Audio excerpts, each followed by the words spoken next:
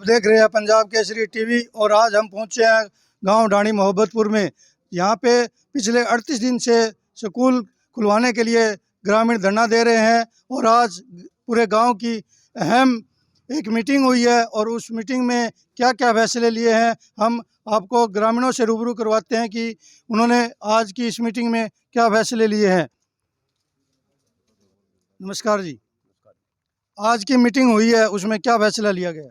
हमारे जी पूरे गांव की मीटिंग हुई है, उसमें यह फैसला लिया गया है कि आने वाले उपचुनाव के अंदर पूरा गांव बीजेपी और जेजेपी जो सत्ता में सरकार है उसका पूरा गांव विरोध में मतदान करेगा। जब तक हमारे स्कूल 38 दिन से मान पिछले 38 दिनों से हमारा गांव इस धरने पर बैठा हुआ है और अभी तक हम बीओ से लेकर डायरेक्टर तक ऊपर मिल चुके हैं। सीएम के पास भी हमारे गाँव की शिकायत पहुँची हुई है, मुख्यमंत्री के संज्ञान में भी ये बात है, लेकिन अभी तक हमारी स्कूल की कोई सुनवाई नहीं हुई है। चुनाव डिक्लेयर हो चुके आदमपुर हलके के उपचुनाव में है, तो चुनाव में आपकी क्या रणनीति होगी? चुनाव में रणनीति ये है कि हम बीजेपी का विरोध करेंगे। बीजेपी ने हमारा स्कूल बंद किया है और आज पूरे गांव की मीटिंग हुई है, पूरे गांव की, जिसमें लगभग 500 के करीब आदमी इकट्ठे हुए हैं, पूरा गांव। और पूरे गांव ने एक मत से कहा है भी हम बीजेपी का पूरा विरोध करेंगे। और सीएम का पुतला भी जलाया गया आज विजयदशमी के शुभ अवसर पर, क्योंकि अभी रावण के रूप में यही हमें दुख दे रहा है। तो नमस्कार भाई साहब, मुद्दा ये है कि आज हमारे गांव ढाणी मोहब्बतपुर के हाई स्कूल 1207 को बंद हुए आज 38 दिन हो गए और बिल्कुल जो अब ये स्कूल मर्ज का एक लेटर आया है वो बिल्कुल एकदम पॉलिसी के बाहर आया है। वो अब तो डीसी साहब ने भी बोला था, डीसी साहब से 8 दिन पहले हम मिले थे तो डीसी साहब ने भी बोला था कि बिल्कुल आपका जो फैसला आया है ये बिल्कुल एकदम पॉलिसी के बाहर है, आपकी मांग जायज़ है। फिर भी सभी को पता है ये मुख्यमंत्री जी के संज्ञान में भी है, लेकिन फिर भी अभी तक इसके ऊपर कोई कार्रवाई नहीं हो रही है। आज हमारे गांव के अंदर एक पूरे गांव की पंचायत थी जिसके अंदर कम से कम 400-500 लोग थे।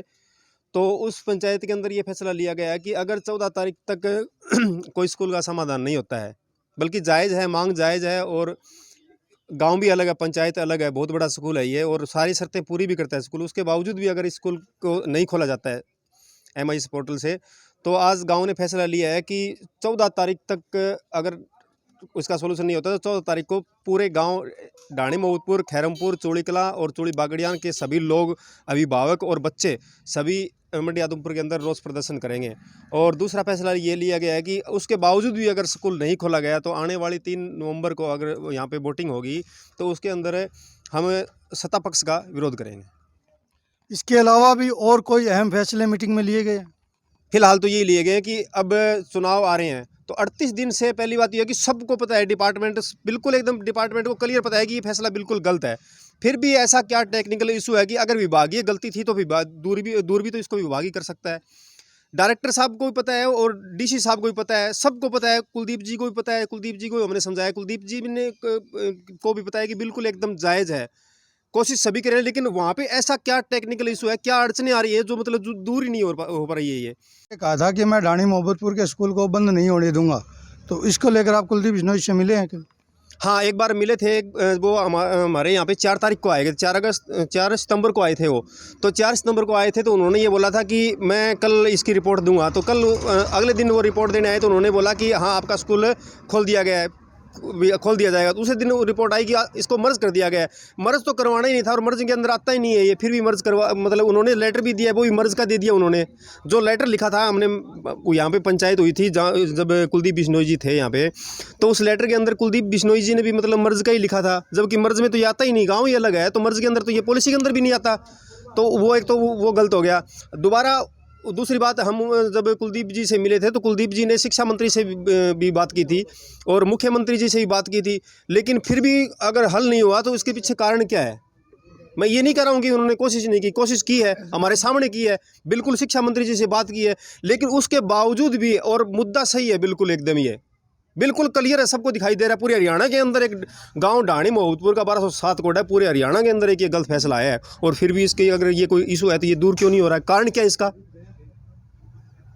तो कुलदीप जी को मैं अभी ये कहना चाहता हूँ कि अगर अब भी आपके अगर कोई दिमाग में अगर कुछ ऐसा है कि आपको कुछ समझ में नहीं आ रहा है, ये इसका पूरी अगर हिस्ट्री समझ में नहीं आ रही है तो वो दोबारा से हमसे पूछ सकते हैं।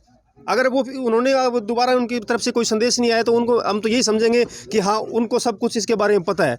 अगर उनको पता नहीं होता तो फिर वो दोबारा रिपोर्ट हमसे मांगते, लेकिन अब उनकी तरफ से अभी तक कोई रिप्लाई नहीं आया कि इस स्कूल का होगा क्या और करना क्या है।